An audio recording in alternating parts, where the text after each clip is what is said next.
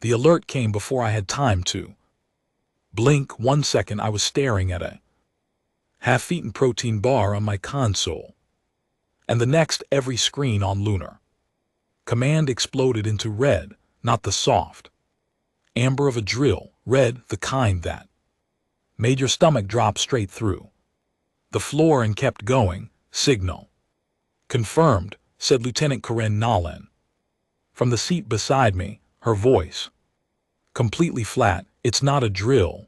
I pulled up the raw feed. My name is Kale Morrow. I am 26 years old. I am a signals and translation officer, which means I spend most of my days decoding data packets from deep space relay buoys and writing reports that perhaps a dozen people will ever read. I'm not a soldier. I have never fired a weapon outside a training range. I graduated at the top of my class in linguistic analysis and at the very bottom of my class in physical endurance testing. Fact my colleagues never let me forget.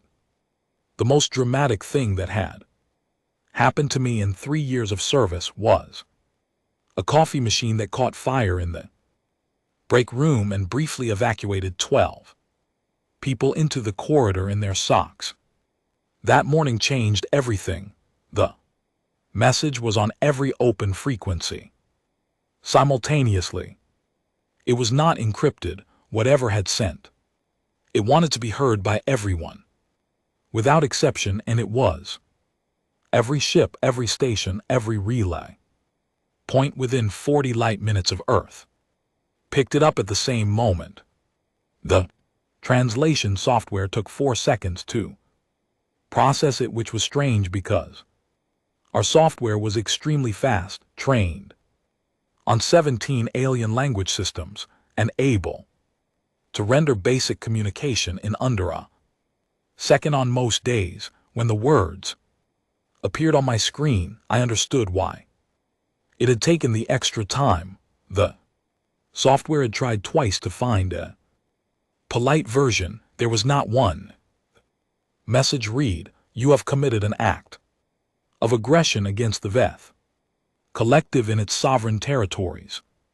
You will stand down all vessels, surrender all claims beyond your home system, and accept a period of supervised restriction lasting no fewer than 100 of your solar cycles. Failure to comply within 72 hours will result in total species pacification. This is not a negotiation. This is a courtesy. I read it 3 times, then I read it a 4th time because I was certain I had misread a word somewhere. Words like supervised restriction and species pacification did not appear in normal diplomatic communication. They were not the kind of words that got sent to an entire civilization on an open channel, unless someone was extremely angry or extremely confident. Based on everything we knew about the Veth Collective, I suspected both. I had not made a mistake. Commander Petra Lane was standing behind me before I had finished the 4th read. She was my commanding officer, a woman who had spent 20 years in deep space operations and who had a scar along her jaw that she never explained and which no one on the base had ever worked up the courage to ask about directly. She read the message over my shoulder in complete silence for a long moment. Then she laughed, not a nervous laugh, not the kind you produce when something is so overwhelming you have no other option. A real, full, and genuinely amused laugh, the kind that came from somewhere deep. She pulled out the chair next to mine, sat down heavily, and rubbed her face with both hands, still smiling. Morrow, she said, pull up everything we have on the Veth Collective. I pulled it up. The file was much thinner than I would have liked given the circumstances. We had made first contact with the Veth only 11 months ago. They were one species within a larger body called the Collective, formal political and military alliance of 7 distinct civilizations spread across a cluster of star systems roughly 400 light-years from Earth. They were technologically advanced by our current standards. They were old as civilizations measure time. They had infrastructure we could not fully map and communication networks that operated on principles our physicists were still working to understand, and up until approximately 72 hours ago, they had considered humanity an interesting but unremarkable discovery, like finding a new type of insect in a garden you thought you already knew completely. Our threat assessment of the Veth was classified at a reasonable level and based on solid observation. But the Veth's threat assessment of us was something I had pulled up only once before as pure curiosity late one night during an especially boring shift, and I had almost immediately set it aside because it read more like a politely written misunderstanding than actual intelligence work. They had rated humanity a Class 2 nuisance. Class 2, the Veth Collective Threat Scale, ran from Class 1, described as negligible, no action required, all the way up to Class 9, which their own documentation defined simply as existential. The middle range has described things like organized resistance, technological unpredictability, and capacity for rapid expansion. Class 2 was near the bottom of the entire scale. The detailed description for it read low capability species, displaying limited territorial reach and minimal defensive organization, monitor at irregular intervals. I had also learned during a slow research afternoon, but the Collective had given the same Class 2 rating to a species of enormous migratory creatures that travel between star systems and occasionally bumped into unmanned survey probes hard enough to damage them. They thought we were roughly as dangerous as very large, confused animals. What actually happened? I asked Petra. The incident they mentioned. What was it specifically? She pulled up a separate report of field incident summary filed 3 days earlier and dropped it on my screen. A mining crew, 14 people, aboard a heavy excavation vessel called the Carver, operating in a debris-rich region of space that the extraction company had labeled Sector 9 because it was the 9th sector they had cataloged, and no one in the company had ever felt the need for more creative naming conventions. Standard operation, standard equipment, routine survey, routine extraction plan. They had identified a large rock formation with unusual mineral density readings, which meant profitable yields, and they had done what miners do when they find something worth digging into. They had detonated it, unfortunately, and in a way that no one in the company, the government, or any of our diplomatic offices had known to warn against. The rock formation was not a rock formation. It was a Vev monument. Something ancient, something that held significance across all 7 species of the Collective that had stood in that region of space for over 300 years, and that every spacefaring civilization within the Collective sphere of influence had known about, visited, and treated with the kind of quiet reverence most humans reserve for very old cathedrals or memorials to the fallen. Nobody had told us, not because it was a secret, but because the Vev had assumed, with the confident logic of a spacefaring species that had never encountered a spacefaring species that did not already know about it that anyone capable of reaching that region would already be aware, the same way you might assume a first-time visitor to a major city would know. Instinctively, not a spray paint though. Walls of a national museum, the Carver crew had not known they had detonated the monument with cheerful industrial efficiency and then filed a routine extraction report before anyone on either side had processed what had happened. By the time the diplomatic channels lit up, the collective had already voted. The vote, I later learned from Sirith, had not been close. 72 hours, said Petra, leaning back in her chair and looking at the ceiling with that same expression, still halfway between amused and something I could not yet name. They gave us 72 hours. What do we do? I asked. She looked at me. Her expression was not afraid. I examined it carefully because I was afraid and I wanted to understand why. She was not, and I thought that if I could identify what was in her face, I might be able to borrow some of it for myself later when I had a great deal more time to think about. That morning, I decided what I saw was patience, the specific kind that belongs to someone who has been in enough bad situations to understand from long experience how they tend to resolve. We do what humans always do, she said. We buy time, we talk, we stay calm, and in the meantime, we get ready. What followed in the next 3 hours was unlike anything I had experienced in my career. Every command channel in the solar system activated at once. Earth's combined defense councils, which under normal circumstances moved with the speed and efficiency of a very large ship trying to turn in a very small harbor, were convened within 40 minutes of the message arriving. Every nation with a meaningful presence in space was on the same call.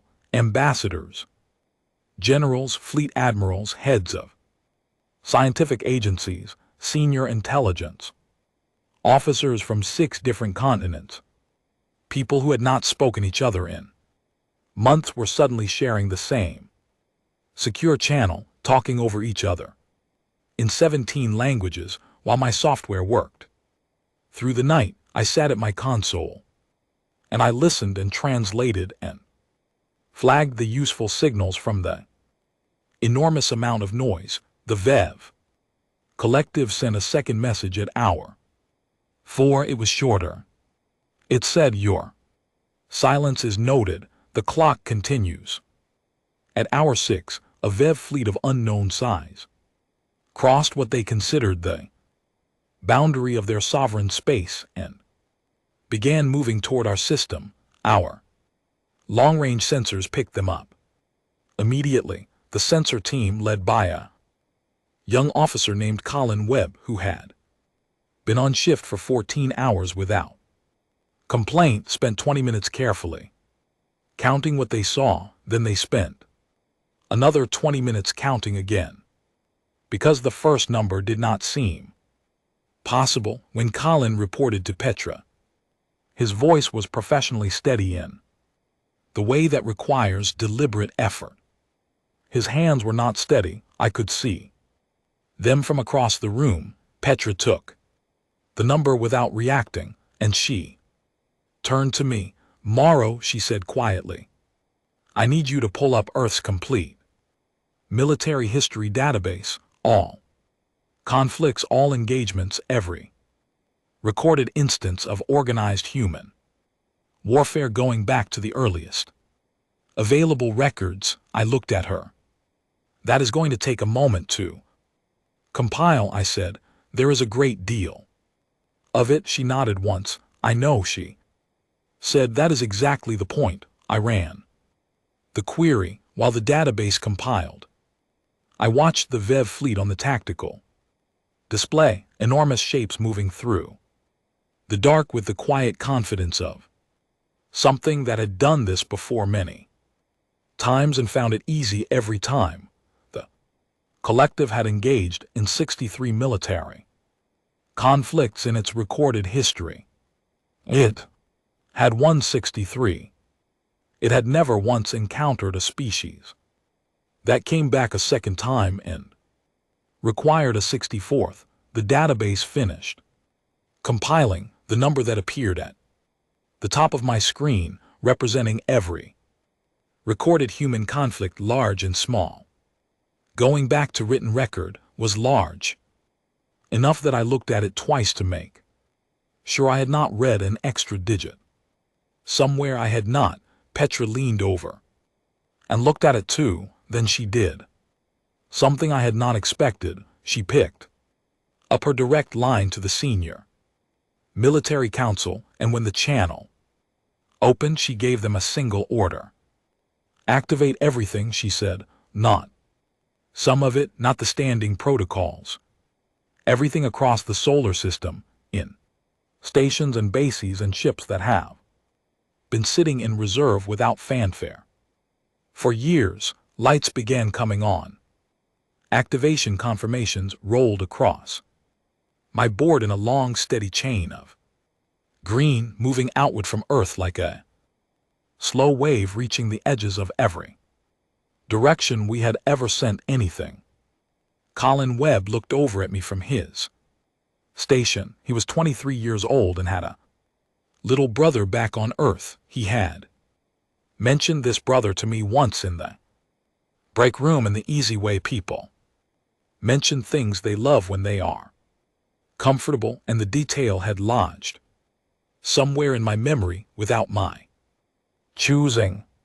Morrow, he said very quietly in the gap between two transmission bursts, are we going to be okay? I looked at the green lights continuing to roll across my board. I thought about the number in the database. I thought about Petra's laugh. Yes, I said, I think we're going to be fine. I was not fully certain of that yet, but the certainty was building, and it felt like it was built on something solid rather than something I had simply chosen to believe. The VEF hit us at hour 41. They did not wait for the 72-hour deadline to expire. That was the first thing their commanders did. That surprised our staff, and it mattered because it meant they were operating on a timeline driven by confidence rather than procedure. They expected the operation to be over quickly. They wanted momentum, so they did not wait. The opening strike was an electromagnetic pulse coordinated across 3 separate vectors simultaneously, designed to knock out our long-range communications grid and leave our outer defense stations isolated and effectively blind before the main fleet arrived. It was a clean, precise, and technically sophisticated piece of military planning. Every analyst who reviewed it afterward agreed on those exact words.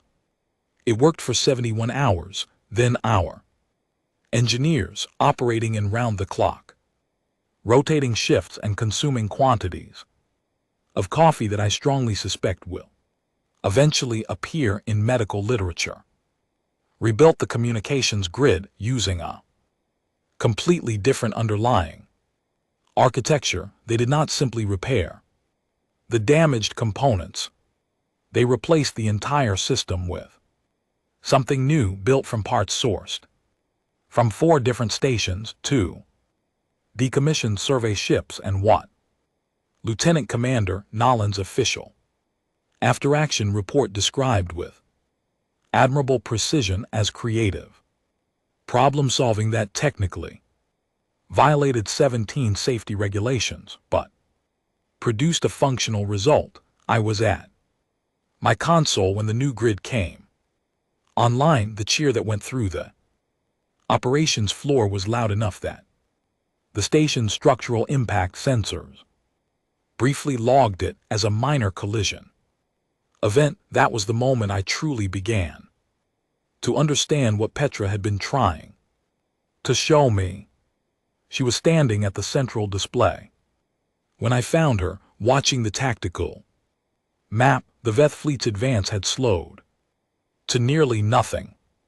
Their commanders had moved into position expecting to find us fragmented and silent, unable to coordinate. Instead, they found every human installation in the outer system talking to each other with perfect clarity, operating through a communications framework they had never encountered and could not immediately identify how to disrupt. Their confused, Petra said without looking away from the display. Yes, I said. Their advanced formation has been in holding position for 6 hours. She nodded. Good. Confusion costs them time. Lost time costs them momentum. And the one thing you never, ever want to give humans is time to think. I had been compiling field reports for 3 days straight by that point, reading every dispatch that came in from our deployed units, and I had started seeing a pattern that I found genuinely difficult to categorize. Our forces were not fighting the way any textbook of conventional military doctrine described. They were not holding lines, not executing the coordinated defensive withdrawals that the situation theoretically called for, not doing any of the things that the Veth own tactical modeling would have predicted. They were doing something much harder to prepare for. At Forward Station Kelvin, when Veth ground forces landed expecting to find a crew demoralized and ready to surrender, they found an empty base. Every human crew member had evacuated before the landing. They had taken everything portable with them, and what they had left behind was the structural elements that could not easily be moved, except that some of those structural elements had been very recently and very quietly modified. The Veth forces spent 11 hours conducting thorough safety scans before advancing into the station because they knew human forces well enough by day for to expect something unexpected. When their sensors showed no threats, they moved in. At that point, they discovered that certain things had been recently bolted to the walls, and the bolting had been done with a specific purpose. The station came apart at several key points simultaneously. No one in the Veth force was critically hurt. That was not an accident. The human unit responsible, led by a sergeant named Diane Cross, had calibrated it to disrupt and delay rather than cause lasting damage, not out of any particular mercy, though the outcome was not cruel, but because a disrupted and confused enemy is more strategically useful than a badly hurt one who becomes unpredictable. By the time the Veth forces reorganized at Kelvin, the human crew was 11 km away, in a position the Veth advance teams had already swept and marked as clear 2 days earlier. The Veth field commander at Kelvin filed a report afterward. I translated it personally. He described the human behavior throughout the engagement as, and I worked very carefully to get this translation right, tactically irrational and therefore impossible to model reliably.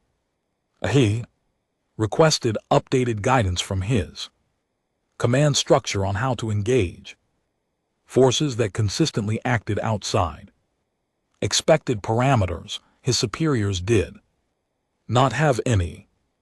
I began keeping a private log of the specific words and phrases the Veth field commanders used in their internal communications because I found them worth tracking as their own kind of record. The collection that built up over the first week of the conflict included irrational persistence, resource indifference, self-defeating, tactical choices, incomprehensible, tolerance for adverse conditions, and one phrase that took me a full day and 3 dictionaries to render accurately into English because it had no direct equivalent in any human language I was aware of. The closest I could manage was an enemy that does not recognize when it has already been defeated. That particular phrase stayed with me in a way the others did not. Warmester Sareth arrived at Lunar Command on day 4. He had not been traveling as a prisoner in any formal sense. He was aboard a VEF diplomatic vessel that had tried to cross through our outer defense zone, presumably to open a back channel before things escalated further, and had been intercepted when its access codes turned out to be 3 days out of date. Our system had rotated credentials on day 1 as a standard precaution, and nobody on the diplomatic vessel had been updated. The officer who intercepted the ship was Owen Hartley, a pilot who flew a single-seat scout vessel about 1/8 the mass of the VEF diplomatic ship. Owen's solution to the interception problem was to fly his craft directly in front of the diplomatic vessel's primary navigation viewport and remain there, matching speed and course perfectly, until the larger ship slowed to a stop. It was not a technique covered in any training document I had ever read. It was the kind of solution that came from someone who looked at the tools immediately available to them and worked backward from the result they needed. It worked completely. Sareth was escorted to Lunar Command on Petra's direct authorization. She did not want him detained formally or made uncomfortable. She wanted him observed by someone who could actually understand what he said.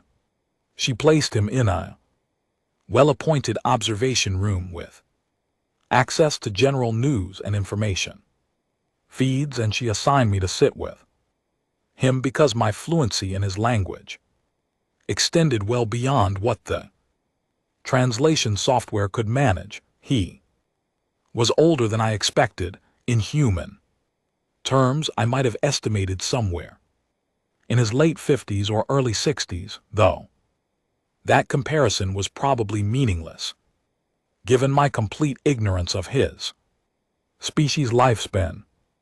He was calm in a way that felt like a choice rather than a natural state, as though calm was a discipline he practiced rather than a personality trait he simply had. He did not immediately demand to contact his government. He did not request formal prisoner status or challenge his situation. He sat across the table from me and watched the news feeds with an expression I could not entirely decode. And on the first day, he asked only one question: how many wars has your species fought? I had the database result available. I'd been looking at the number often enough by that point that it had become part of my daily thinking. I told him a number. He did not speak again for 2 full days. I brought him meals and sat across from him during the hours I was assigned to the observation room, and he mostly he pulled up historical databases, not military ones, but political and cultural ones, maps of human civilization across time, population movements, the rise and collapse of governing structures, the slow and violent and sometimes extraordinary record of what humans had built on a single planet before they managed to reach beyond it. On the morning of day 6, I came in with his breakfast and found him staring at a map that covered 12,000 years of human territorial changes, borders constantly shifting, civilizations, folding into each other and splitting apart, cities built on the ruins of previous cities. The collective, he said without looking up from the map, has fought 63 military engagements. I know, I said, we won all 63. I know that as well. He finally looked at me. His expression had shifted from what I had seen in the first days. It was quieter now, more careful, the expression of someone who had processed a large amount of information and was still working through the implications. The species we defeated, he said. Slowly they came at us with their strongest capacity from the beginning. First contact, first conflict, maximum effort immediately. I nodded because I understood where the observation was going. Your forces, he said, are doing the opposite. Every day the response is different from the day before. Every position we take creates new problems we're not given tools to handle, and everything we have seen so far suggests you are still holding back. Yes, I said. He was quiet for a long moment. How long has your species been doing this? He said, surviving things that should have ended you.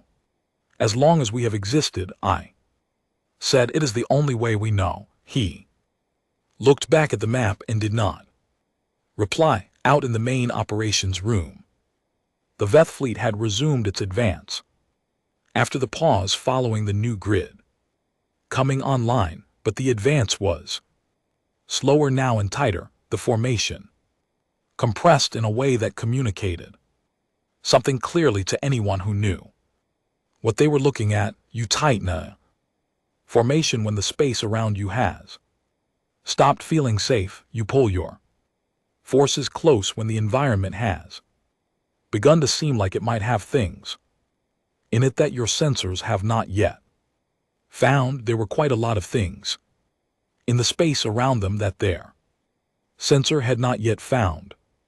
Petra had spent the first week of the conflict moving assets into positions that the Veth sensor sweeps consistently failed to identify, not because our technology had somehow outpaced theirs in the space of a week, but because our people had an extraordinary working knowledge of every rock, debris field, gravitational shadow, and electromagnetic anomaly this part of space accumulated over decades of mining, surveying, and simply living here. The Veth were operating in a system they had assessed from a distance. Our people had grown up in it. There is a significant difference between knowing a place on a map and knowing it because you have repaired equipment in its shadow and eaten lunch, looking at its surface and navigated its currents for half your working life.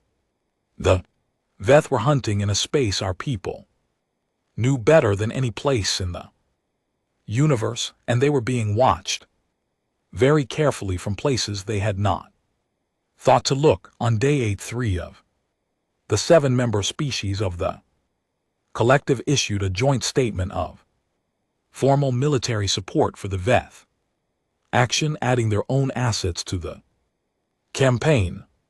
The coalition the collective assembled in response was by any measure we could apply the largest concentrated military force they had ever directed toward a single conflict. When the intelligence reached our command channels, it produced a moment of genuine silence across the operations floor, the kind where everyone is doing the same mental arithmetic at the same time and arriving at the same large number. Then from somewhere near the back of the room, a voice I never conclusively identified said quietly, "Good, now we only have to do this once." A few people laughed.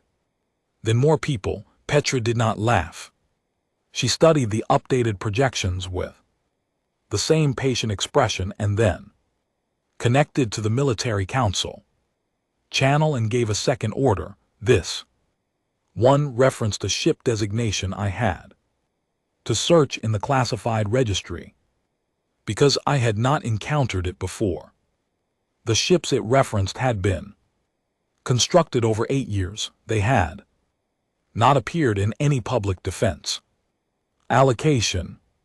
They had been built for one purpose precisely described in a single classified document that Petra authorized me to read that afternoon, sitting quietly in my console while the green confirmation signals began rolling in. I read the document, then I closed it, then I sat very still for a few minutes thinking about what it meant. That humans had spent 8 years building things like that and not told anyone they were doing it. Owen Hartley, who had pulled up a chair next to my station on day 4 and had been sitting there most of the time since, looked at my face. What is it? He asked. Those ships they just activated, I said. What about them? They've been sitting out there for 8 years, I said, just waiting. Owen was quiet for a moment. Waiting for what? He asked. I looked at the tactical display. For someone to make the kind of mistake the Veth just made, I said. Owen absorbed that. He looked at the new activation confirmations populating the board. He let out a very slow breath. Morrow, he said. Did anyone know those existed before today? The people who built them, I said, and whoever signed the budget for them, and nobody else. He looked at the display for a long moment. I'm trying to decide how I feel about that. Let me know when you work it out, I said. I'm trying to figure out the same thing. The Veth fleet's advance on the tactical screen slowed to a stop for the second time in 8 days as their long-range sensors registered the new ships coming out of the dark at the edges of the system. Their commanders will be counting right now. They would need to recount. I knew because I had watched Colin Webb's hands when he was counting them. Sirith knocked on the observation room door, and I went to open it. He stood in the doorway looking past me at the main display. They have stopped again, he said. Yes. He studied the display for a moment. War Master Kin will interpret this as a trap, he said. He will spend time trying to identify the mechanism. He will not consider the possibility that what he is seeing is simply true. What would he be seeing that is simply true? I asked. Sirith turned to look at me steadily.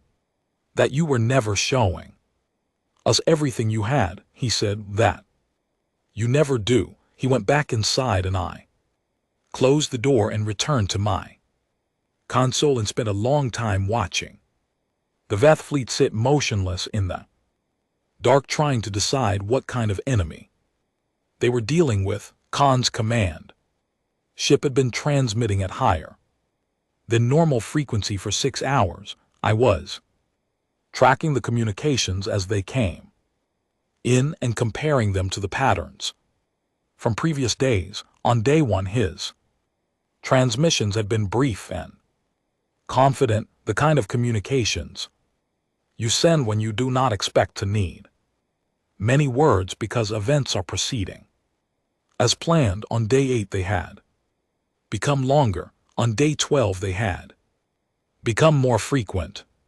Now on day 15, they've become both longer and more frequent simultaneously, which in any command structure signals exactly one thing: the person sending them no longer has the situation fully in hand. Colin Webb appeared at my shoulder without announcing himself, the way he had taken to doing when something on the sensor board felt important enough to share in person rather than by channel. He was holding a tablet with a fresh sensor reading on it. They changed formation again, he said, keeping his voice low, in the way people do in large rooms when The news is significant. I looked at the reading. The fleet had tightened its configuration further, pulling its outer elements inward. It was the third time in 2 days, every time they compressed the formation. The logic was the same. Reduce the perimeter, protect the core. Deal with the uncertainty at the edges. By making the edges smaller, the problem with that logic in this particular system was that making their perimeter smaller did not reduce the number of things in the surrounding space that they could not identify. It only reduced the area over which they were distributed while those things remained where they were. What does that do to their supply routing? I asked Colin. Pulled up a secondary display. It cuts their resupply efficiency by about a third, he said. They would need to reorganize their logistics chain to compensate. How long would that take? Given what we know about their standard protocols, 3 to 4 days minimum, he said. 3 to 4 days, during which time they would be operating at reduced efficiency, drawing down reserves, holding a tighter position than was comfortable, and watching a fleet of ships they had not known existed sitting in the dark at the edges of their sensor range. They're going to have to make a decision soon, I said. Yes, Colin said. He looked at the display for another moment. Morrow, do you think they know yet what they're actually dealing with? I thought about Sereth's words through the door, that you were never showing us everything you had, that you never do. No, I said, not yet, but they're getting close. I could have told them. The answer was simple enough, but I was not sure they were ready to hear simple answers yet. And besides, they were about to find out on their own terms. The Battle of Kepler Station happened on day 11, and I watched every second of it from the central display at Lunar Command, reading the data stream as fast as it came in and filling gaps with communications from the field that I was pulling off a live channel. Kepler Station was not a military installation. That point matters, and I want to be clear about it. It was a research and resupply outpost positioned at the edge of what our navigation charts called the mid-system zone, staffed by 43 people: geologists, atmospheric scientists, structural engineering team, 2 medical officers, and a security complement of 12 people under the command of Sergeant Diane Cross.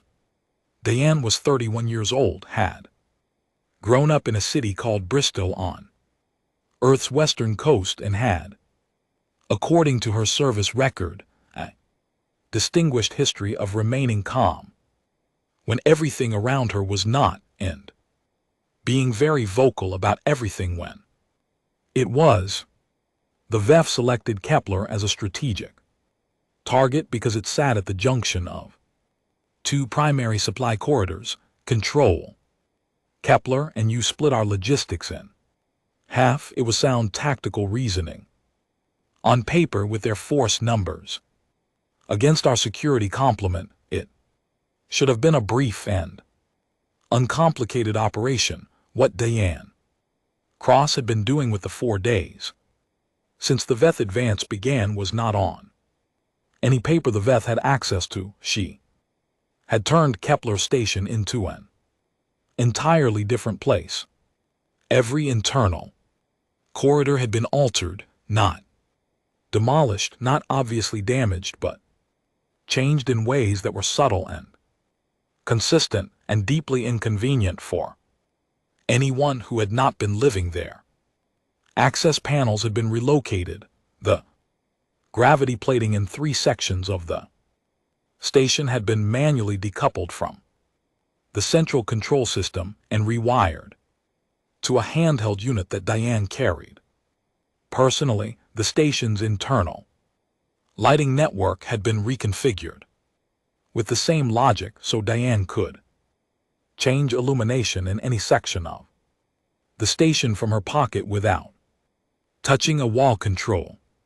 The ventilation system had been rebuilt to route air through different pathways than the original schematic showed, which meant that the biological tracking sensors the Veth used to locate warm bodies in enclosed spaces were pulling heat signatures from corridors that held nothing but redirected airflow. The Veth landed 43 soldiers to match our complement numbers. They entered the station with standard search protocols, systematic, methodical, beginning at the outer sections and moving inward. They expected to find a frightened civilian crew attempting to hide. They found an empty station that smelled like people had been there recently, in a layout that did not match their schematics in ways that were just different enough to be consistently wrong. Diane Cross spent those 6 hours doing nothing heroic in the conventional sense. She moved her crew steadily, section by section, always the spaces the Veth had already swept and logged as clear, using her knowledge of every centimeter of Kepler to put walls and airlocks between her people and the search. She gave no dramatic orders. She did not raise her voice. She moved 43 non-military personnel through a station full of armed soldiers, looking specifically for them, and she did it without once being seen. When her crew reached the docking ring, they boarded 2 emergency transit pods and released from the station. Then Diane Cross, from a distance of 3 km, turned the gravity plating off. Not in one section, everywhere, all at once, simultaneously, across every corridor and chamber and service bay. 43 Veth soldiers in full gear, distributed through multiple levels of the station, were suddenly and completely without weight. No warning, no transition. One moment standard gravity, the next moment none at all. In enclosed corridors with no handholds, immediately within reach, in armor that added mass without adding mobility, with no surface to push from and nothing to grab. In the half-second before instant kicked in, the formation that Veth military training had spent years building simply came apart. It lasted 40 seconds, then Diane restored gravity. The after-action report described the results as non-lethal but comprehensively effective. The Veth soldiers were physically intact, but their formation had dissolved completely. Their positioning was wrong. Their communication channels had been disrupted by the sudden chaos, and their tactical plan had stopped functioning at the point where it most needed to be coherent. By the time any of them had reorganized sufficiently to resume the operation, Diane's crew was 4 km away and transmitting on a frequency the Veth had not yet identified. When the full report reached Lunar Command, Petra read every line of it twice. She did not laugh this time. She read it with focused attention and then looked at me. She used gravity, Petra said. Yes, I said, as a weapon, as a disruptive tool. I said because that felt accurate. No one was harmed. Petra was quiet for a long moment. Pull up her service record. I want her promoted before the end of the shift. I pulled up the record and began the paperwork. While I worked, I kept one eye on a translation feed I had running from the Veth command communications because they had grown considerably less careful about encryption in the past 48 hours, possibly because they had not anticipated needing to be careful about it and had not built the habit. The word appearing most often in the field. Commander's communications now, in there. Reports to Kant's command ship was one I had not encountered in any pre-conflict briefing document. It was newly applied, which meant it was responsive to what they were actually experiencing rather than drawn from any existing playbook. The translation I arrived at after considerable work was unkillable, not invincible. That distinction is important. Invincible means you cannot be touched. Unkillable means you can be touched, hurt, knocked down, disrupted, driven back, and none of it produces the expected result because the thing you did it to simply comes back and keeps going. The engineering picture was changing too, and changing in a way that was making the Veth command staff increasingly uncomfortable based on the communications I was reading. Our people were not just repairing what the Veth's opening strikes had damaged, they were taking every piece of Veth technology they could access, studying it, running it through our labs, and building new things based on what they found. The speed of this process was alarming even to some of our own senior staff. Admiral Nadia Price, coordinating the engineering response from a base Jupiter, sent a report to Lunar Command that included near the bottom the observation: I have been in this field for 30 years and I do not fully understand how they are doing this at the pace they are doing it. Petra read that line out loud and smiled for the first time in 3 days. Necessity, she said. The word sat in the air for a moment. I turned it over in my mind and thought about everything I'd seen in 11 days. The rebuilt grid, Kepler station, the hidden ships, the database number. Necessity. It was not a complicated explanation. It was perhaps the most straightforward one available. Every wall humans had ever been placed against, they had eventually gone through or over or around, not because they were universally clever or universally brave, but because stopping was genuinely not something the species had ever learned how to accept. Cirith requested to speak with me on day 13. He'd been mostly quiet since day 6, spending long hours with the historical databases and the news feeds, filling in context for things he was observing in real time. I had made a habit of checking on him twice daily, bringing meals and sitting with him for whatever time his disposition allowed, partly because it was my assignment and partly because I found his presence clarifying in an unexpected way. He was processing the same events I was processing from the opposite side of everything.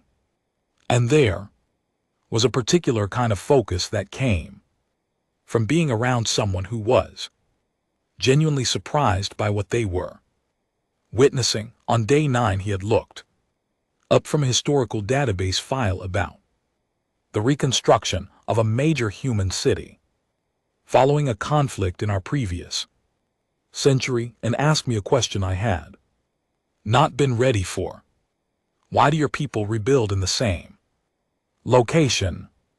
I had not immediately understood what he meant. He elaborated in every example he had studied of humans being driven from a place by destruction. The pattern was consistent. They returned not just to the general area, but to the specific ground, the same coordinates.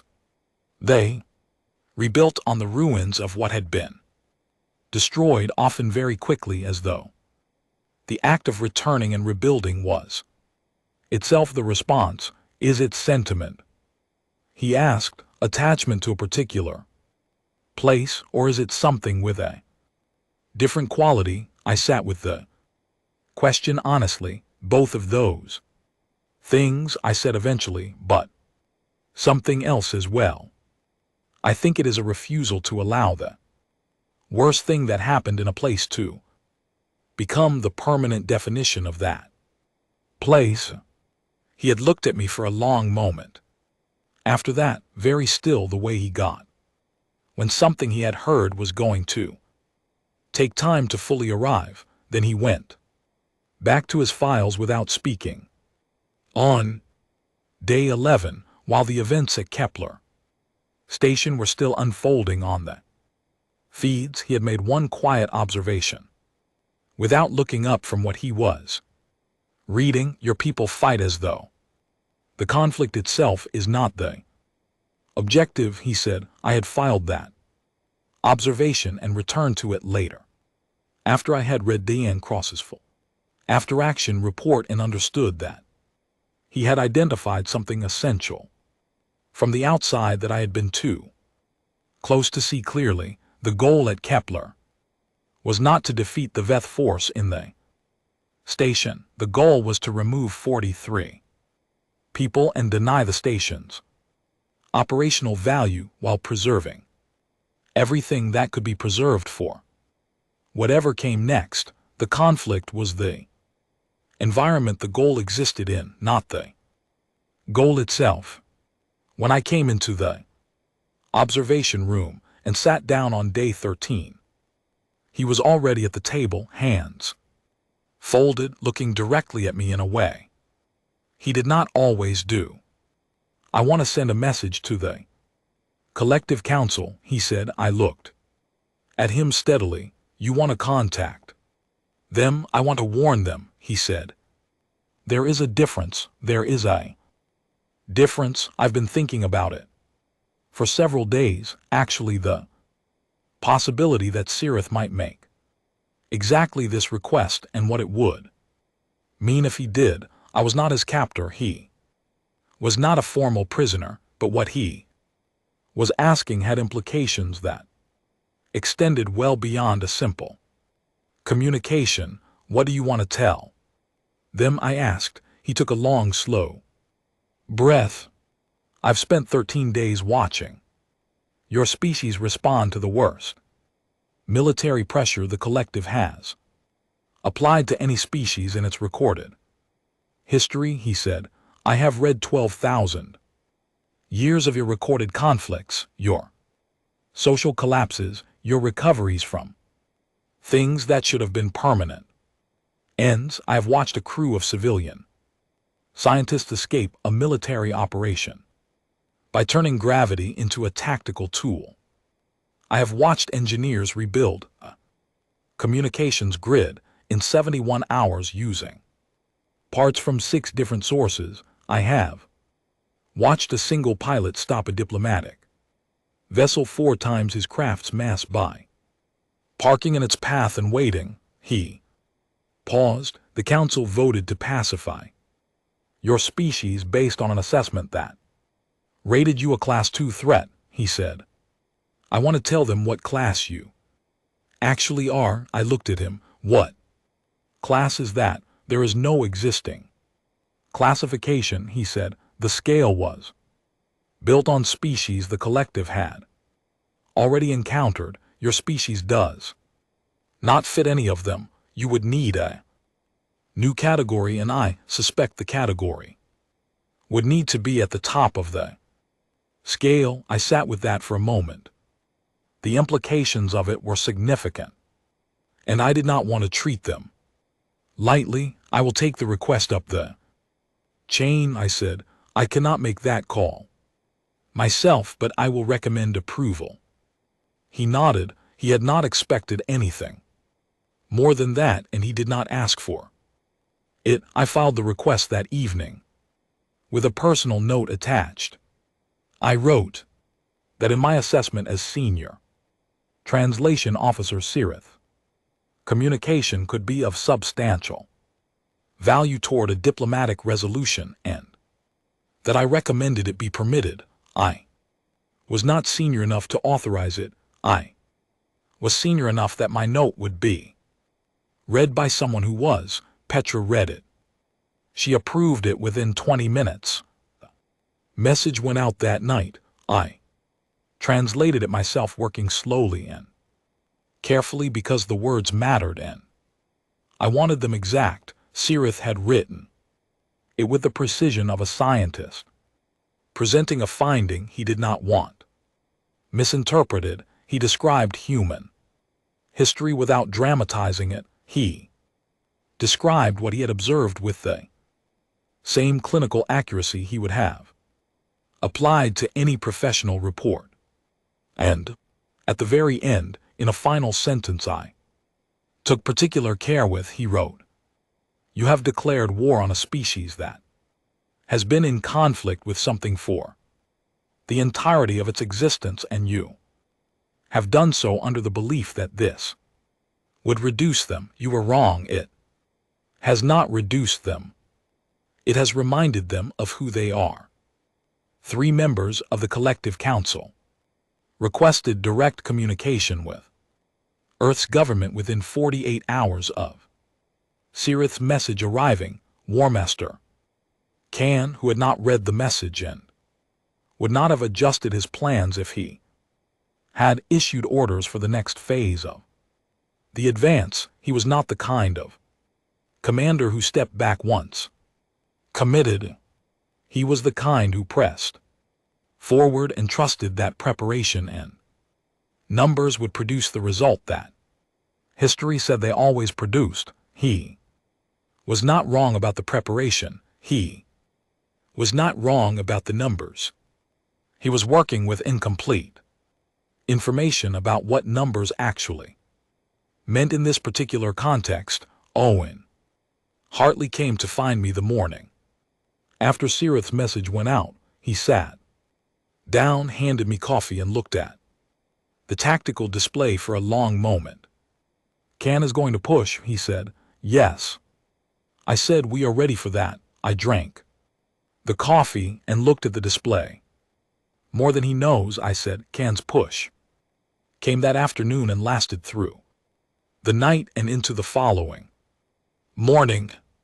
He sent his main force through the outer defense zone in a wide formation, vast and committed, the kind of coordinated advance that had ended 63 previous conflicts quickly and decisively. He was relying on everything the collective had learned in 300 years of military operations, and everything he had learned was correct in the context it had been learned in. Our forces met the advance the way water meets something solid. They moved, gave way, let the Veth push through, and then closed behind it. Not a new idea. Humans had employed versions of the same principle since before recorded history, under different names in different places and eras, but the underlying logic was always the same. Do not break against what you cannot hold, and let what is coming become the mechanism of its own difficulty. Can spend 6 hours trying to understand what was happening to his formation. By the time he did, the situation had shifted twice more. The forward units he had positioned to hold his approach path were no longer where he had left them. They had not been pushed back. They had been redirected by a series of apparent opportunities that each led somewhere other than they appeared to lead, because our unit commanders in that zone had a working knowledge of every gravitational pocket, every sensor shadow, every deceptive angle of approach in that region that no outside force operating for 2 weeks in a place we had lived in for decades could match. By the time Khan reestablished contact with his divided sections and began the process of reorganizing, his supply line had been cut by a formation that appeared on his charts to have materialized from nothing. It had not materialized from nothing. It had been sitting in a position his sweeps had marked as empty 17 days ago, and it had been sitting there quietly ever since, waiting for exactly the moment it could be most useful. Ken filed his report to the Collective Council that night. I translated every line of it personally.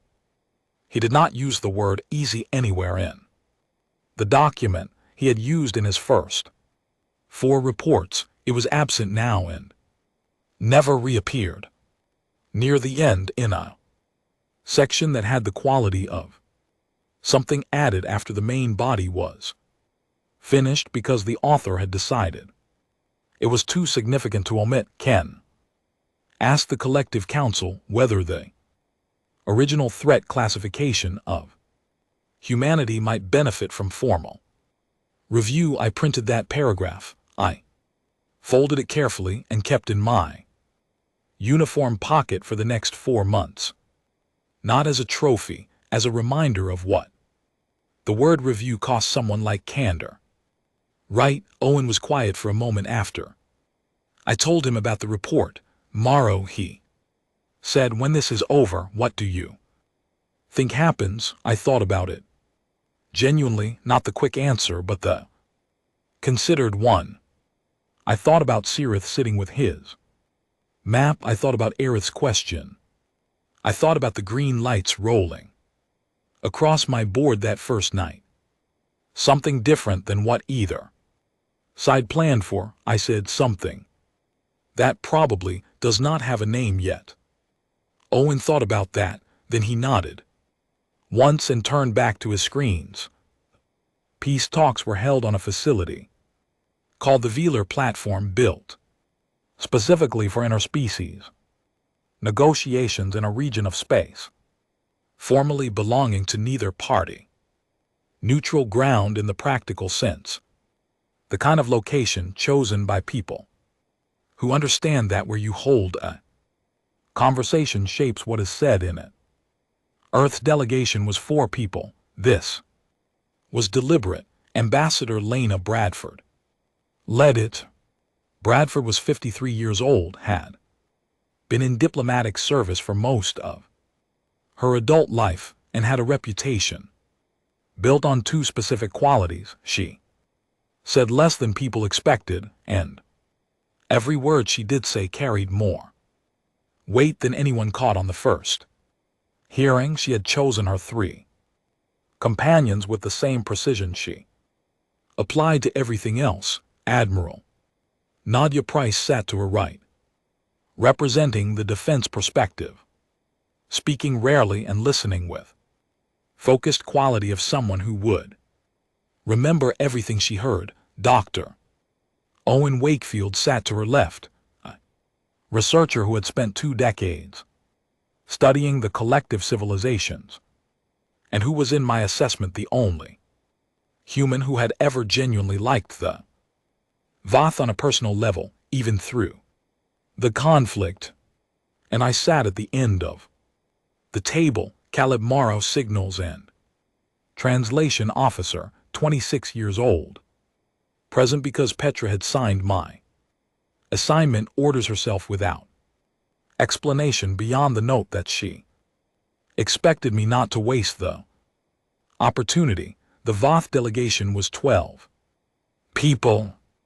They arrived in formal attire that was structured and commanding by design, each garment holding its shape with a precision that made the wearers appear both composed and deliberate at all times. They arranged themselves on their side of the long table with the quiet efficiency of people who knew how this was supposed to go. They looked at our 4-person delegation and did not speak.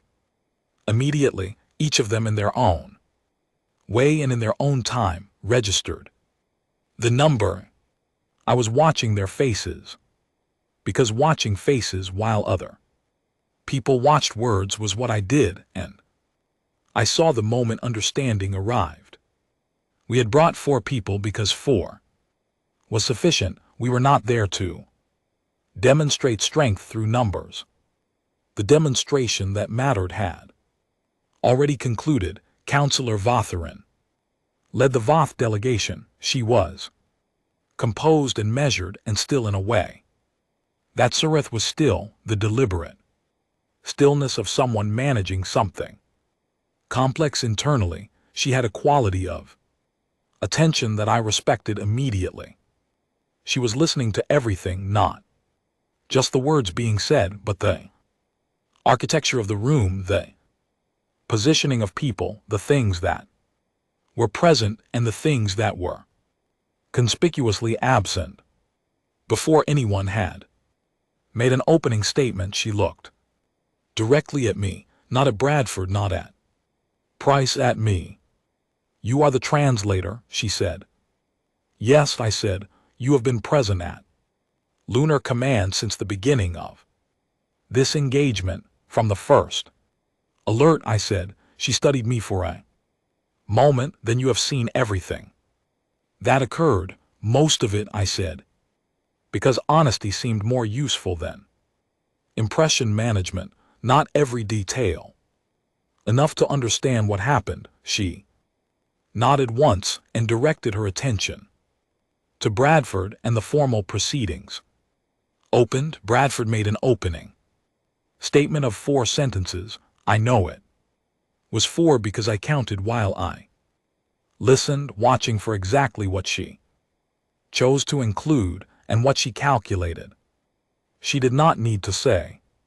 She stated willingness to discuss a resolution. She acknowledged the original incident and confirmed it had been unintentional. She said that humanity's intention was to continue its exploration freely, and she added the same tone she had used for everything before it, that we expected to do exactly that. That 4th sentence changed the quality of the air in the room in a way that was not dramatic, but was definite. It was not aggressive. It carried no threat and no ultimatum. It was simply a statement of fact presented with the confidence of something that was simply true and therefore required no elaboration. Counselor Veth Aaron asked the question I had told Sirith she would ask. "What do your people want from this process?" Bradford did not pause. "The mining rights in Sector 9 restored to their previous status. Formal acknowledgement entered into the permanent diplomatic record that the original incident was a misunderstanding rather than an act of aggression, and full freedom of movement for our vessels in all uncontested regions." The silence that followed was noticeable in life. The Veth delegates on either side of Veth Aaron exchanged looks that were careful and controlled but readable if you were watching for them. Subdelegate Aerith was at the far end of the Veth side of the table, and she was eyed. Already decided the most interesting person in the room besides Bradford. She was young for her position, visibly attentive in ways that the more senior delegates had learned to mask, and she had not yet fully achieved the stillness the others maintained as a professional habit. She leaned very slightly forward. "That is all?" she asked. "That is all," Bradford said. Aerith looked at her colleagues and back. "No territorial claim, no formal reparations for losses your people sustained." Bradford considered this for a single moment. "We would accept a formal apology," she said. "On the record." More silence, more exchanges of looks. Admiral Price had not spoken a word. She sat with her hands flat on the table and looked at the Veth delegation with an expression that communicated with no particular effort that she had considerable things she could contribute, and had chosen not to contribute them.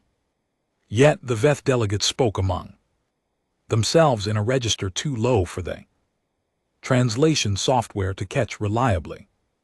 I caught fragments enough to understand the shape of what they were feeling, which was not the outrage or calculation I might have expected, but something closer to very large and unwelcome surprise. They had expected, I understood from those fragments, to be facing demands they would have to negotiate down from. They had prepared for a process of managing escalating requests, the conventional architecture of diplomatic resolution after a conflict in which one side had sustained the greater losses. They had not prepared for 4 requests, 3 of which were essentially practical and 1 of which was something entirely different. During the first recess, I found Sirith in the corridor outside the chamber. He had been permitted to attend as an observer, a compromise that had taken considerable back-channel effort to arrange and that everyone involved had agreed to treat as an informal situation. Without formal precedent, he fell in a step beside me without being asked. She asked for an apology, he said. Bradford, yes, she knew what she was doing. Bradford always knows what she is doing, I said. He walked beside me for a moment in silence. In our formal diplomatic structure, he said, an apology issued on the permanent record carries a specific legal weight.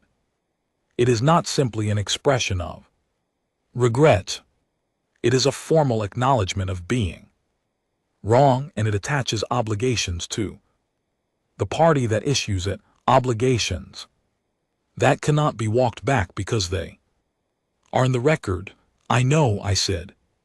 Bradford knows too. Yes, he was quiet for another few steps. She did not ask for territory, he said slowly. She did not ask for resources or compensation or any of the things the collective was prepared to negotiate on. She asked them to admit publicly and permanently that they were wrong. Yes, I said.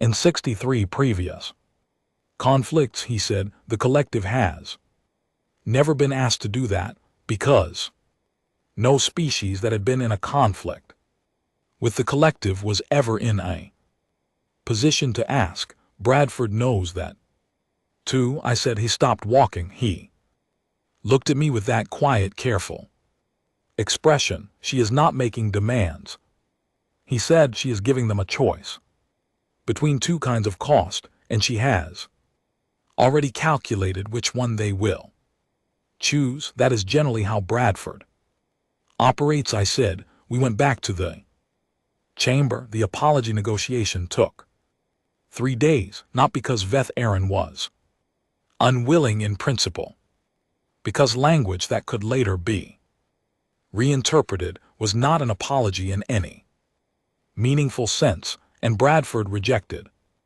11 drafts on exactly those grounds, each time explaining with complete precision what was insufficient and what was required. She did this without visible impatience, without repetition, without dramatizing the process. She simply returned to the table on each of those 3 mornings and explained again what the words needed to say. I sat in on every session.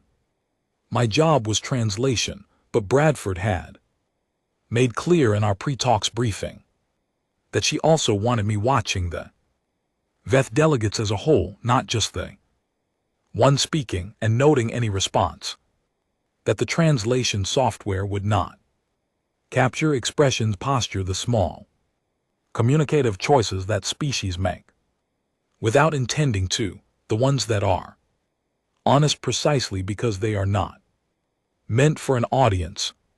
What I saw across those 3 days was a gradual and genuine shift, not in the collective's position, which moved methodically through successive drafts, but in the way the delegates related to the process itself. On day 1, they had the quality of people enduring something unpleasant. They expected to be brief. By day 2, there was something different. They were reading each draft more carefully than strictly necessary. They were discussing the language among themselves in terms that went beyond legal strategy into something more like genuine consideration of what the words meant. Bradford noticed it too.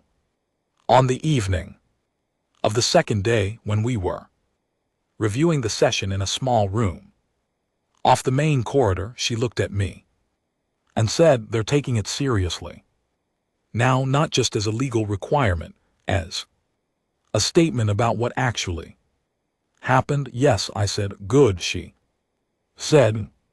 "That means Draft 12 will hold." She was right. On the third day, Draft 12 was accepted, the collective also announced, without being asked and without it appearing anywhere in Bradford's stated requests, a withdrawal from 3-star systems that had been considered strategic collective territory. They framed it as a gesture of goodwill toward the peace process. Bradford accepted it with appropriate grace. Price noted it in the official record without comment. I noted it in my own log with a considerable amount of personal annotation that I kept private. Those 3 systems had been on the collective's active expansion list for 40 years. They were not given up lightly. They were given up because the calculation had changed, and the calculation had changed because Sirith's message had arrived, and because 12 delegates had sat across a table from 4 humans who were not posturing or performing confidence, but simply had it, the kind that does not require demonstration because it is built from something real. On the final evening at Velar platform, after the documents were signed and the formal record was closed, Aerith found me in the common area. She was no longer in formal attire and looked younger than she had at the table, the composed professional packaging set aside for the end of the day. She sat down across from me and was quiet for a moment, the kind of quiet that meant she was thinking about how to say something she had already decided to say. "Did your people enjoy it?" she asked. I looked at her. "Enjoy what?" "The conflict," she said. "Not the loss. Not the cost, but the problem itself. The situation that cannot be solved and then is solved anyway. Do your people find something in that?" It was the question I had expected to have a fast answer to, and found I did not. I thought about it in the way it deserved. "No," I said finally, "not exactly. I think what we find satisfying is the solving, and we are good at solving because we have spent our entire existence being presented with things that should not be solvable." I thought for another moment. "The conflict is the context. What we are actually good at is refusing to accept that something cannot be done." She considered that carefully. "Your history includes long periods where your people fought each other," she said, "badly and for very long stretches of time." "Yes," I said, "that is accurate, and yet you are still here." "Yes, and when something external started the conflict," she said, "you set most of that aside." "Most of it," I said. "We are not perfect, but shared threat produces remarkable cohesion." She nodded slowly. She was quiet for a moment and then said, "I voted against the pacification order. I was the only one on the full council who did. They did not listen to me." I looked at her. "What was your argument?" "That our assessment was built on insufficient information," she said. "That a species capable of reaching that region of space independently had been developing longer than we realized. That Class 2 was not a conclusion but an assumption, and a poorly supported one." She paused. "I was not right about every detail, but I was right that we did not know what we were dealing with." "You were right," I said. She met my eyes directly. "I want to understand what we were actually dealing with," she said. "Not for Strategic purposes, not to reassess a threat classification, because I believe we were wrong about what your species is, and I would like to understand what it actually is. That is a long project. I said, I know, she said, I am prepared. For that, we talked for another hour. About things that were not political or strategic, just the texture of two civilizations that had tried very hard to destroy each other 3 weeks ago, and were now sitting in the same room, discovering that the distance between them was smaller than the conflict had made it appear. She told me about the collectives founding. The original 7 species had not always been aligned. 3 of the founding conflicts, she explained, had been between species that were now close partners in the diplomatic structure. Their old hostilities so thoroughly converted into working relationships that most younger members of the collective did not know the history unless they sought it out deliberately. I told her that humans had a great deal of that too. The countries that were now closest allies had at various points in history been trying very hard to remove each other from the map. She found this both disturbing and deeply interesting, which was a combination I recognized as a healthy response. How do you hold those two things at the same time? She asked. The history of what was done and the present reality of what you have become to each other. I thought about that for a long, long moment, because it was a real question and it deserved a real answer. You remember that history, I said. You do not let it be the only story. The past is not a justification for the present, and it is not a prediction of the future. It is information. You use it carefully. She considered that is a more sophisticated relationship with memory than I expected, she said, not as a compliment exactly, as an observation. We have had a long time to develop it, I said. Dr. Wakefield joined us at some point in the second hour, pulling up a chair without being invited, in the way that people who have spent decades studying other civilizations tend to do things, because they have learned that the most interesting conversations are not usually the ones you planned. He and Aerith talked directly for the better part of an hour with me translating where the software fell short and occasionally adding context that neither of them had. Cirith came by once, looked at the 3 of us sitting together, and made a quiet observation to me and Veth that I chose not to translate immediately. Later I told Wakefield what Cirith had said. Cirith had said that he thought the meeting at Wheeler Platform was probably the most important thing that had happened in this region of space in a long time, and that he was glad he had been there to see it, even if the circumstances that brought him there were not what he would have chosen. Wakefield had agreed with the assessment and said he wished Cirith could have been there in a different capacity. I agree with both of them. It was not peace, not fully, not yet. Peace takes longer than talks. Peace has to be maintained and practiced, and occasionally repaired and repaired again, and sometimes taken apart and rebuilt from better material when the first version turns out to have weaknesses that only show under pressure. But it was something real after everything that had happened, from the alert on my screen to the database number to Diane Cross and her gravity trick to Bradford's 4 sentences and the 11 rejected drafts of an apology. Something real was more than enough to start with.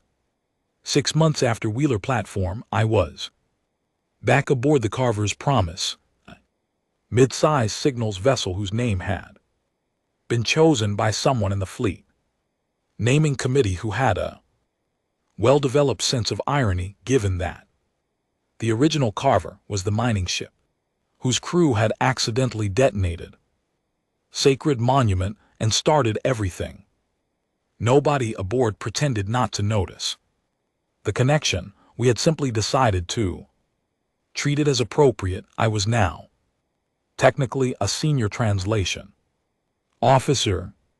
The difference from my previous role was real but modest, a better chair, more responsibilities that no one had formally described to me before, assigning them, and a great deal more paperwork than any version of this job's description had suggested. I had also acquired sometime in the month since Vila a quality of attention from people I had not met before, the way strangers at interagency meetings occasionally looked at my name badge and then at me with an expression I had not experienced before the conflict and was still getting used to. Sirith was aboard the Carver's Promise. This had not been planned exactly, but had evolved through a series of conversations and decisions made at different levels of the command structure over several months into an arrangement that made more sense than any alternative anyone had proposed. He had formally requested asylum from Earth. Shortly after Vila platform, Earth had granted it in under 24 hours, which seemed to genuinely surprise him.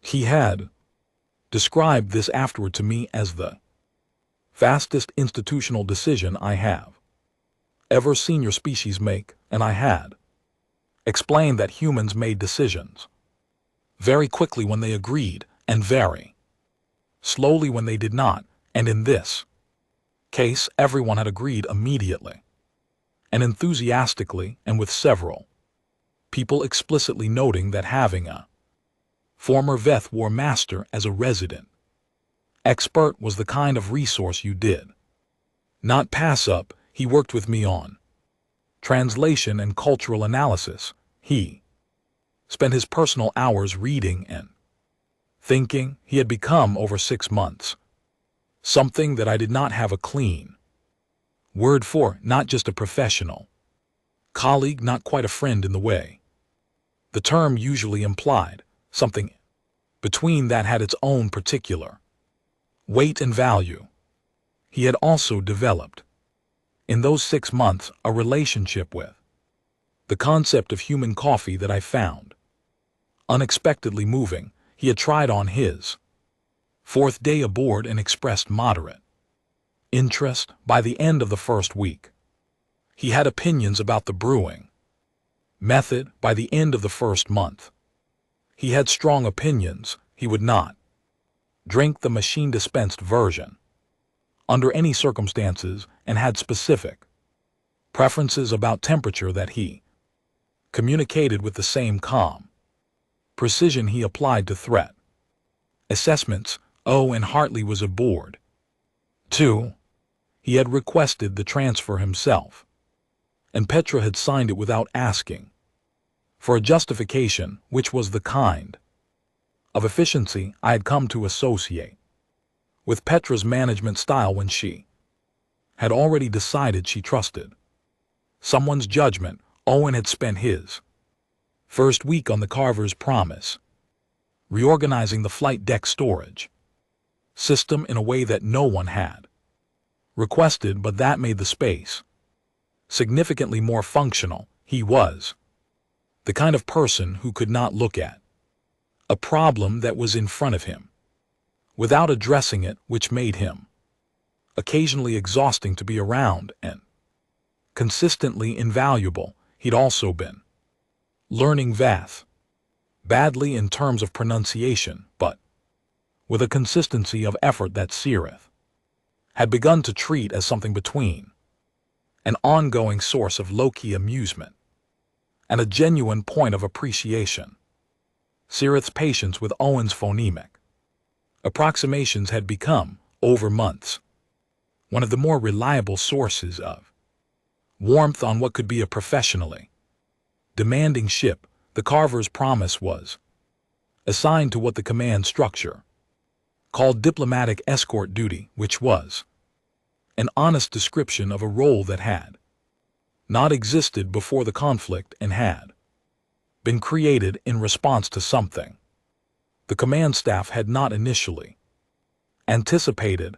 Other species wanted humans present, not to impress, not to threaten, not to make any particular point. They wanted humans in the room when decisions were made, because the conflict had changed the standing calculation of what human presence meant, and nobody wanted to be on the wrong side of that calculation again. We had been to 3 different species embassies in 4 months. 2 more were being arranged. Each visit was different but shared a common quality. People were curious about us in a way that had clearly not been the case before, and the curiosity was respectful in a way that occasionally bordered on careful. The collective's withdrawal from the 3-star systems had created a chain of reassessments much wider than those systems themselves. Other civilizations in the wider region had updated their own analyses of where humanity fit. The classification that had been settled for 11 months, the comfortable Class 2 assessment, had been formally retired. What replaced it was something more complicated and less settled, which was, I suspected, a more accurate reflection of what we actually were. The Carver's promise received a routine intelligence update on our 12th day of the current assignment that I read 3 times. Before I was satisfied, I understood what it meant. 17 separate spacefaring civilizations across the region had updated their formal diplomatic classifications of humanity in the past 6 months. 15 of those updates represented improvements in standing. The remaining 2 were revisions from a prior classification that had not been negative exactly, but had been indifferent. And indifference in diplomatic terms is often more of an obstacle than open hostility. Petra sent me a 1-line message about it from Lunar Command, where she was now serving in a senior coordination role that suited her in ways that the active command posting had not quite managed. The message said, "Told you we'd be fine." I sent back, "You knew before I did." Her reply, "That was the job." I received word on a quiet Tuesday, 3 weeks into our current assignment, that Subdelegate Aerith had been promoted. She was now Delegate Aerith, a meaningful advancement in the collective's diplomatic hierarchy, and her first formal act in the new role had been to submit a proposal for a Veth Earth cultural exchange program to the Collective Council. I sent a congratulatory message. She responded within the hour. The message was correctly formal in its structure and its language, at the very end separate from a formal text by a line break that made its unofficial status clear. She had written, "I have been reading your species history as I said I would. You were right. That is a long project. I find I am having difficulty stopping. I read the line several times." I showed it to Sareth. He read it carefully and then looked up. His expression was the one I associated with him finding something both genuinely amusing and genuinely important at the same time. "She is the one," he said. "The one what?" I asked. "The one who will matter," he said, "when the collective finally determines what relationship it wants with your species over the long term, when the positions solidify and the policies are set. She will be the person who shapes that process." Curiosity at that level, in that position, changes the outcome of everything it touches. I thought about. Is that what you were before the conflict, curious but not listened to? Yes, he said, I'm hoping she will have better circumstances. He paused. She voted against the pacification order. She told me, I said. He nodded. One vote against on a council of 12, he said. That is where things were. He looked at the message still displayed on my screen. That is not where things are now. 2 days later, the Carver's Promise received new navigation orders redirecting us toward a station in a system that would have been considered outside the normal scope of human diplomatic operations a year ago, and now is simply the next destination on the list, the kind of change that felt unremarkable until I thought about where we had been 6 months ago and what the distance between then and now actually represented. I was reviewing the route on my console when a personal message arrived on the long-range channel, flagged with a collective identifier and addressed to my specific attention. 6 months ago, seeing a collective identifier on my communications board would have produced a very different set of feelings than it produced now. Progress is an interesting thing. It's not always visible while it is happening, and then one day you notice it by the absence of what used to be there. The message was from Delegate Arith, not an official communication, a personal one. She was traveling to Vila platform for a follow-up session on the exchange program details, and her planned route would bring her vessel within reasonable proximity to the Carver's Promise route for a period of several days.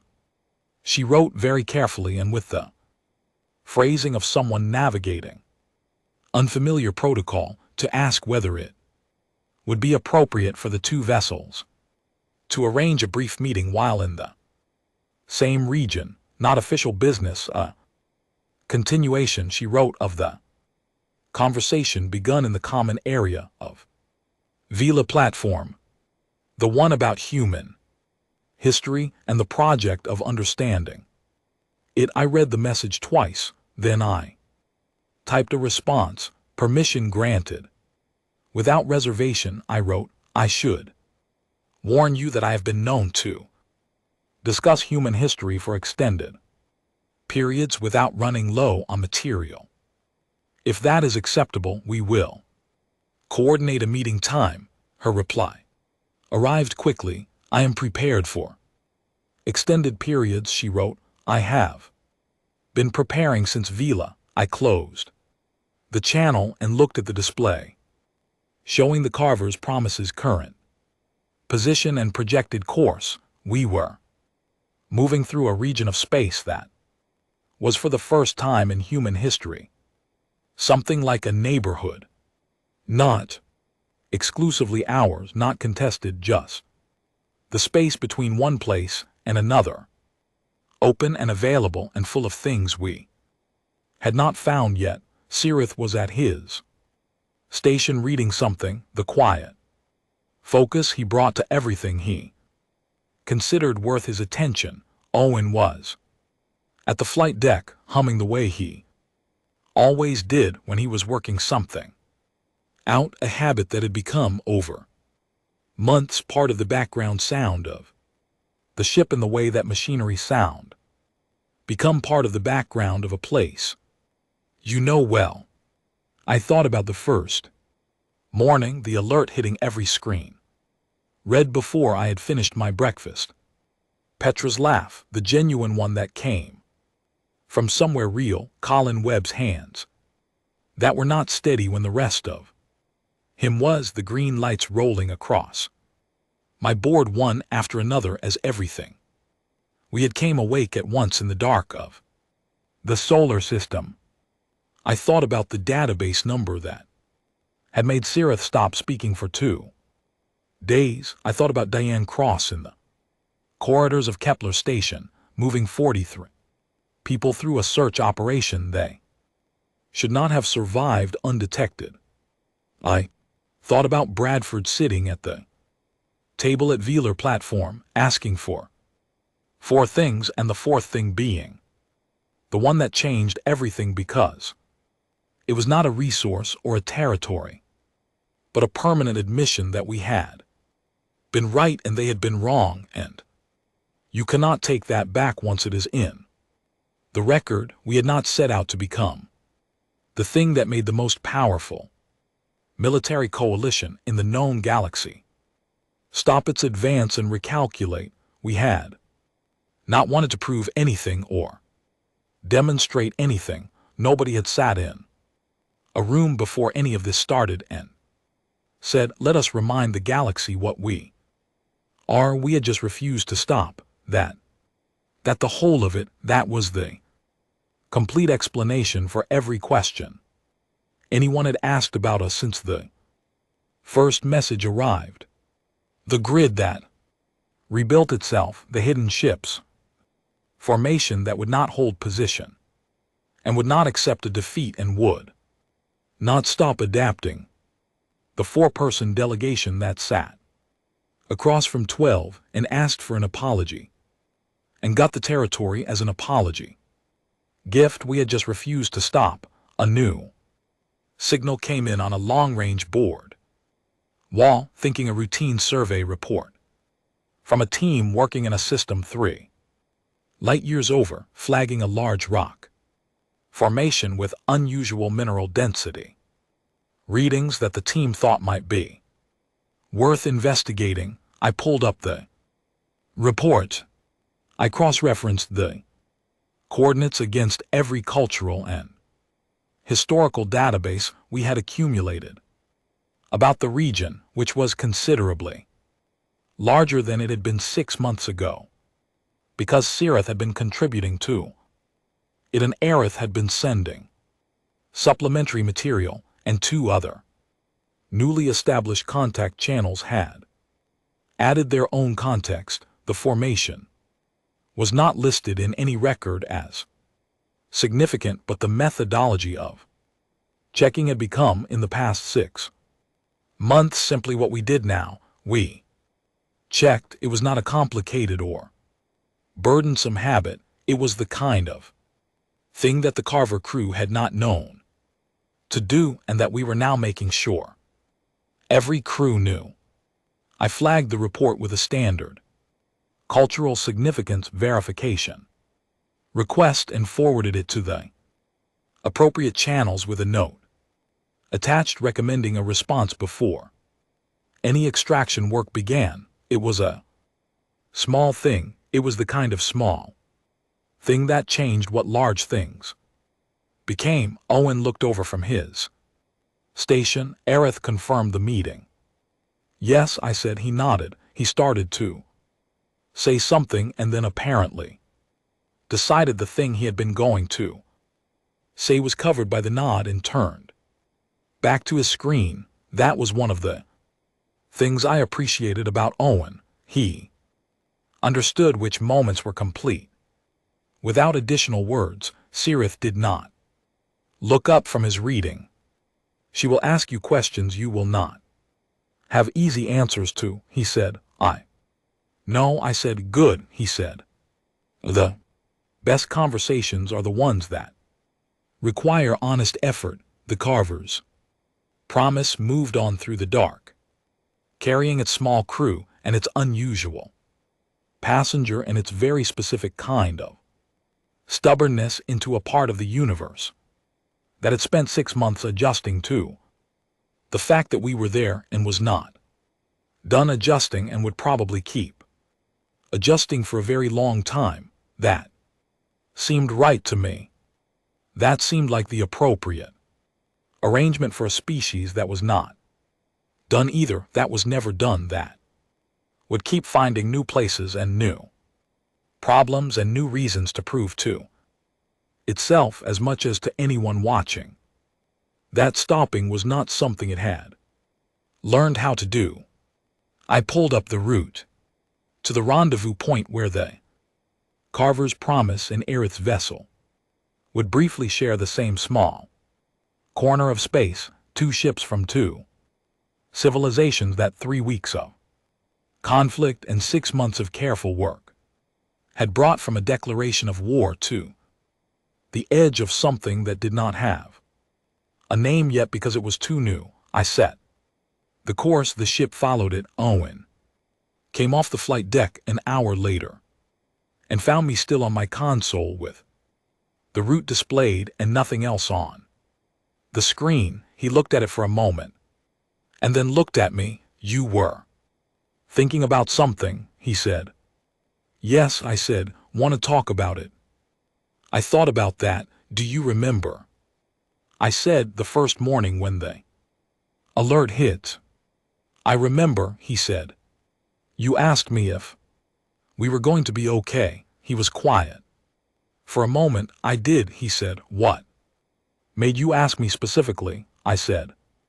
You could have asked anyone. Owen thought about that with the genuine attention he gave to things that deserved it. You were reading a message, he said, and you were not panicking. I figured if the person whose job it was to understand what the message actually said was not panicking, maybe there was a reason for that. I sat with that for a moment. I had not known that morning that I had been projecting calm. I had not felt calm. What I'd been was focused, and apparently from the outside those looked the same. I was scared. I said, I know, he said, but you were also doing your job. There's something steadying about that.